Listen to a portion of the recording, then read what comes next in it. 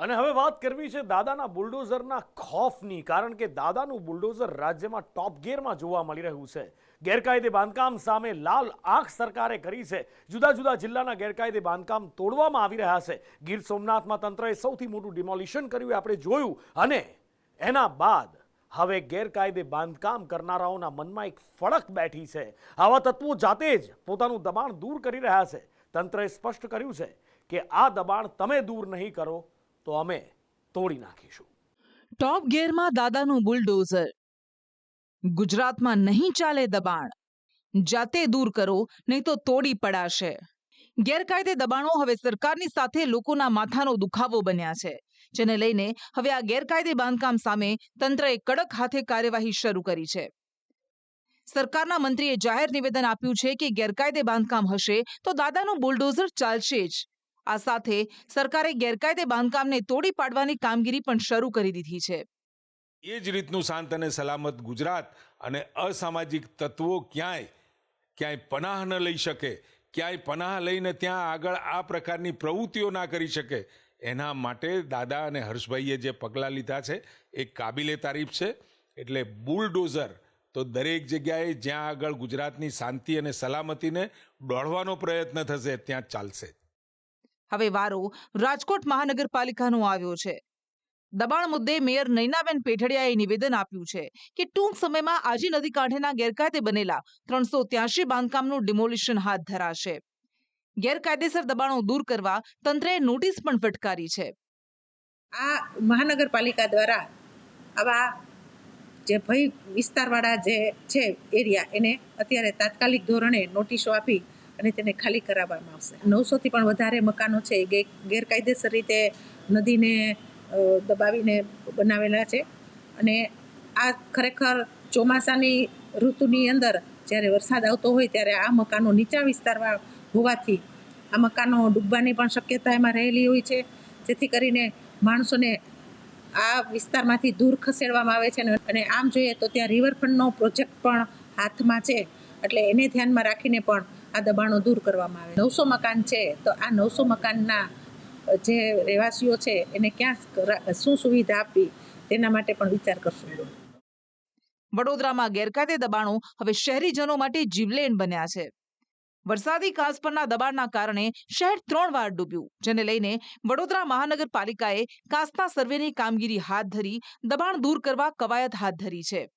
વિસ્તારના ભાજપના કોર્પોરેટર ખુદ કબૂલી રહ્યા છે કે વરસાદી કાંસ પરના દબાણો મુશ્કેલી બન્યા છે, જેને દૂર કરવા જ પડશે. ખરેખર આજ નાગરિકોનો રોષ હોવો જોઈએ ને હું તો એ સ્વીકારી રહ્યો કે કદાચ નાગરિકો ખરેખર વિસ્તારના લોકોના ઘરમાં અડધા ઘર પાણીની અંદર હતા, તો આપણે સ્વીકારવું જોઈએ કે એમના દુઃખમાં આપણે સહભાગી થવું જોઈએ. બીજી વાત છે જે કાંસ ઉપર છે, વિશ્વામિત્રી છે, ભૂખી કાંસ છે, એના માટે આપણે સિકોન એજન્સી કહી છે કે એને આપણે સર્વે કરવા માટે આપેલું છે. એ મુજબ કોઈ પણ ગેરકાયદેસર દબાણ આપણે તોડવું જ પડશે. ભૂખી માટે અત્યારે બી અમે જઈ રહેલા છીએ અધિકારીઓ હાથે, 4 કાઉન્સિલરશ્રીઓ, કે ભાઈ કઈથી ભૂખીની અંદર વચ્ચે કયા કયા દબાણ છે એના સર્વે માટે અત્યારે અમે જઈએ કે ભાઈ આ ગેરકાયદેસર કોઈ પણ ગેરકાયદેસર લીગલી વસ્તુ છે રહેશે, ગેરકાયદેસર વસ્તુ. ગાંધીનગરમાં પણ ગેરકાયદે બાંધકામ પર તંત્રનો હથોડો પડ્યો છે. રવિવારના રોજ અડાલજ ચોકડી પાસે ગૌચરની જમીન પરના દબાણ પર તંત્રનું બુલડોઝર ફરી વળ્યું હતું. ગેરકાયદેસર બાંધકામો દૂર કરવાની કાર્યવાહી તંત્ર દ્વારા શરૂ કરવામાં આવી છે. ત્યારે આજે રવિવારના દિવસે વહેલી સવારથી અડાલજ ચોકડી પાસે આવેલા ગેરકાયદેસર બાંધકામો છે તે દૂર કરવાની કામગીરી છે તે પ્રશાસન દ્વારા શરૂ કરવામાં આવી છે.